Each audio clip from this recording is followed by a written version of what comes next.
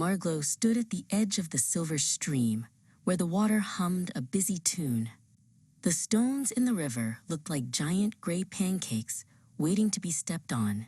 "I can do this," she whispered to herself, adjusting her favorite sun hat and checking her sturdy boots. On the other side of the rushing water lay the meadow of whispering flowers. The blossoms were bright blue and swayed in the breeze, as if calling her name. Her friend Aila, a golden dragonfly, zipped around her head in a blur of wings. "Slow and steady, Marglow," Aila chirped with a flutter. Marglow took her very first step. The first stone was cool and smooth under her boot, but it was also a little bit slippery from the river's mist. She gripped the edges of the stone with her toes through her boots and held her breath, feeling the spray of water on her cheeks. Wobble, wobble, whoops! Suddenly, the stone felt like it was tilting. Marglow's arms flapped like a bird's wings as she tried to stay upright.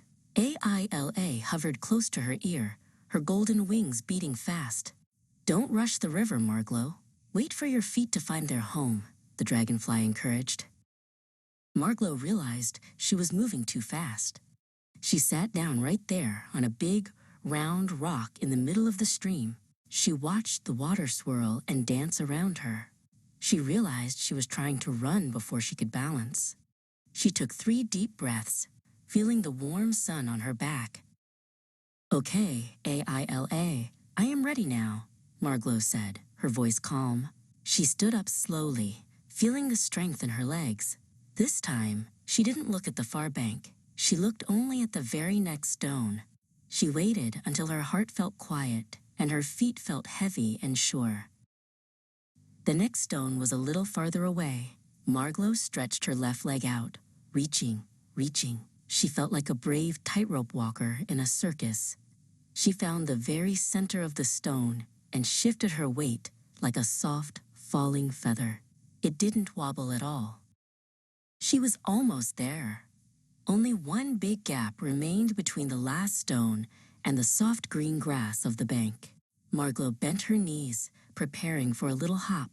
Aila zipped ahead, landing on a blade of grass to show her exactly where to go. "You've got the balance, now use your jump." With a mighty oof, Marglow leaped through the air. Her boots landed with a soft thump on the grassy shore. She had made it.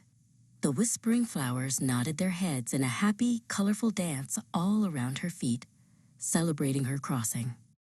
Marglow lay down in the tall grass, feeling the victory in her tired legs.